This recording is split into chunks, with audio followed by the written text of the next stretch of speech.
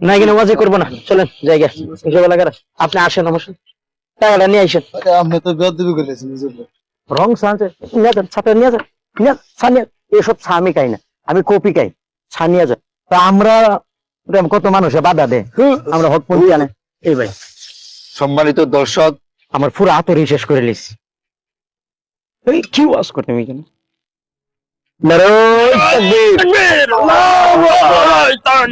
আল্লাহু আকবার, জিন্দাবাদ জিন্দাবাদ, প্রধানমন্ত্রীর আগমন, শুভেচ্ছা স্বাগতম, শুভেচ্ছা স্বাগতম। প্রধানমন্ত্রীর আগমন। দেখা দু